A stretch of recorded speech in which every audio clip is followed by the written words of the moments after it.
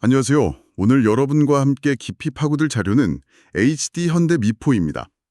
SK, NH, 한국투자, 메리츠까지 여러 증권사 리포트랑요. 실제 주가, 재무 데이터, 또 권오갑 회장 동남아 현장 방문 소식, 그리고 그 미국 OBB의 이 법안 관련 뉴스까지 하여튼 다양한 정보를 좀 모아봤습니다. 이걸 통해서 HD 현대미포의 현재 상황, 또 미래 전망, 특히 이제 투자 관점에서 뭘 봐야 할지 핵심만 딱 뽑아보려고 합니다. 저희가 가진 자료에만 근거해서요. 자, 그럼 바로 시작해볼까요? 먼저 실적부터 좀 보죠. 2분기 실적 전망이 나왔는데 대부분 시장 기대치에는 부합할 거다 이런 예상이 많더라고요. SK증권 같은 경우는 영업이익 785억 원, 이게 전년 동기 대비 350% 급증한 수치고요. NH투자증권은 801억 원, 한국투자증권은 한 770억 원.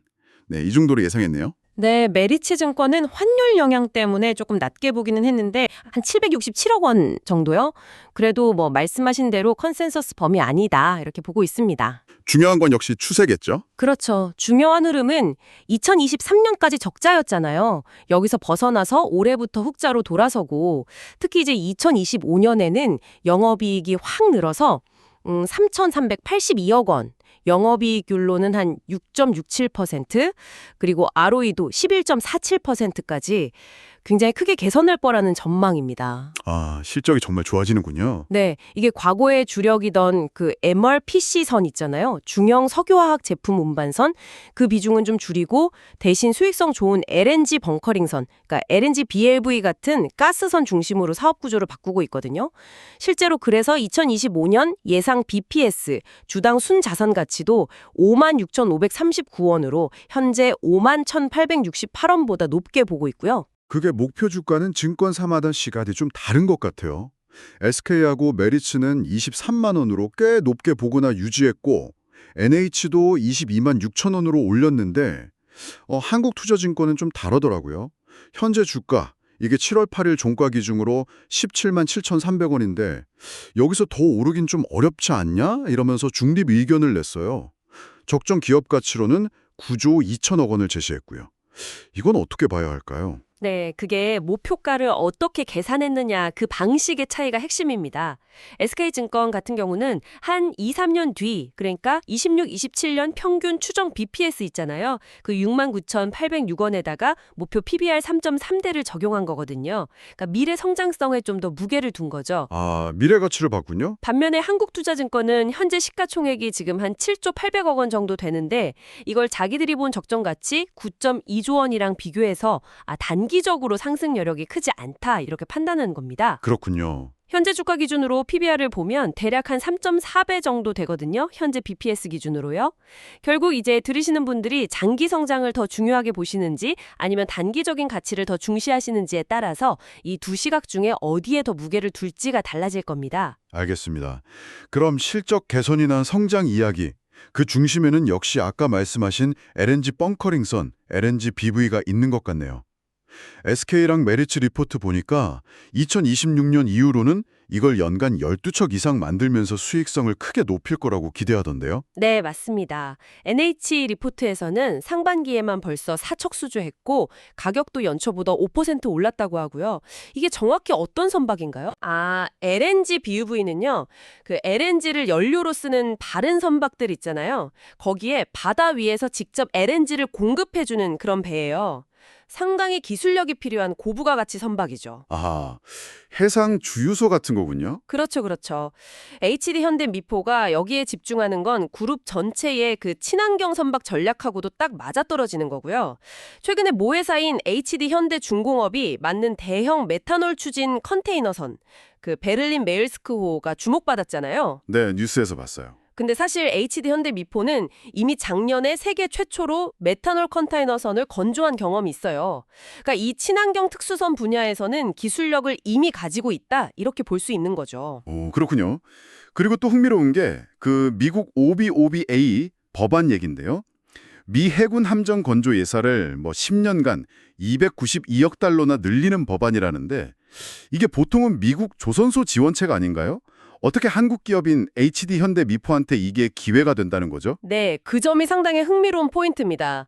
지금 미국 내 조선소들이 인력난도 심하고 생산 시설도 부족해서 함정 인도가 막 3년 이상 늦어지고 그런 문제가 심각하거든요. 아, 그런 문제가 있군요. 그래서 OBA 예산 중에 일부가 선박의 블록, 그러니까 부분 구조물 제작을 외부 업체에 맡기는 데 쓰일 수 있다는 거예요. 여기서 이제 기회가 생기는 거죠. 아, 블록외주요? 네, 특히 HD 현대 미포처럼 중소형 특수성 건조 경험이 많은 곳에 유리할 수 있다는 분석이 나옵니다. 완전한 함정 건조는 뭐 기밀 문제나 정치적인 문제 때문에 어렵겠지만 해상 보급 유조선 TAO 라든지 상륙 주정, LCU 같은 비전투 함정, 아니면 전투 함정의 일부 블록 제작, 이런 걸 수주할 가능성이 제기되는 거죠. 가능성이 있다는 거군요. 네. 물론 아직 뭐 실제 수주로 이어진 건 아니고요.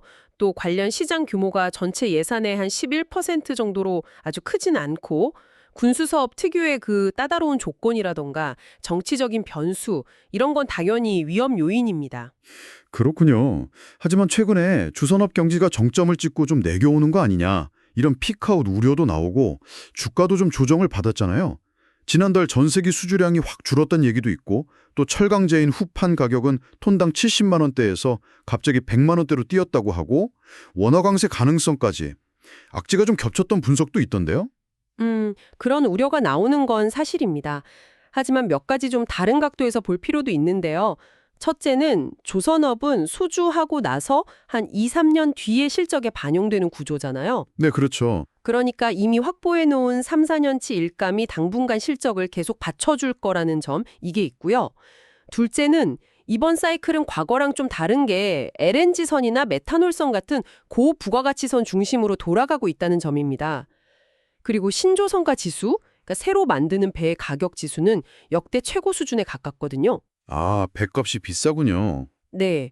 그래서 수주량이 좀 줄더라도 선가 상승이 이걸 상당 부분 상쇄하고 있다는 거죠. 특히 한국은 이 고부가 시장에서 중국보다 훨씬 앞서했고요. 점유율이 70% 이상이니까요. 셋째로 환율 하락 우려에 대해서는 뭐 메리츠증권 같은 곳은 좀 과도한 반응이다 이렇게 봤고, SK증권은 HD현대미포가 상대적으로 환율에 덜 민감하다 이렇게 평가하기도 했습니다. 후판 가격은요? 후판 가격 상승도 이게 분기별 협상으로 바뀌면서 단기적인 충격은 좀 제한적일 수 있는데 그래도 계속 지켜봐야 할 부분이긴 합니다. 그렇군요.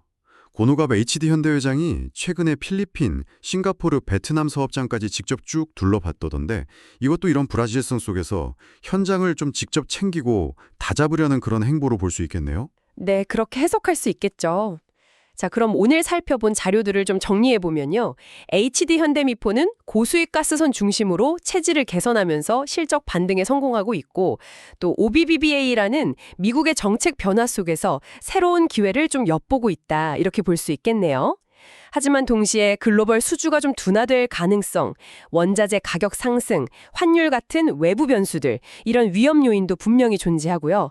또 증권사들 목표가 차이에서 보듯이 앞으로 주가가 얼마나 더 오를지에 대한 평가는 좀 엇갈리고 있는 상황입니다. 네, 맞습니다. 결국 핵심 질문은 이거라고 봅니다.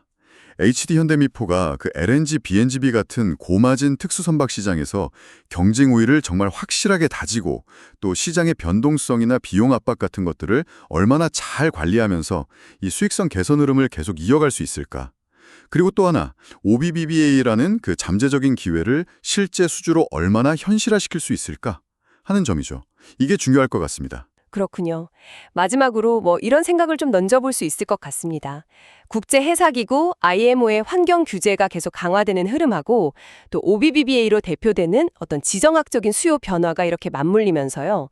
HD 현대미포에게 이게 단순히 그냥 배를 잘 만드는 회사를 넘어서 에너지 전환이라던가 안보 공급망에 꼭 필요한 특수 목적 선박 분야의 어떤 글로벌 강자로 발돋움할 기회를 열어주고 있는 건 아닐까? 상당히 의미 있는 질문인데요. 만약 그렇다면 LNG, BNGB 외에 앞으로 또 어떤 차별화된 기술력을 더 확보해야 할지 뭐 이런 고민도 좀 해볼 필요가 있지 않나 싶습니다.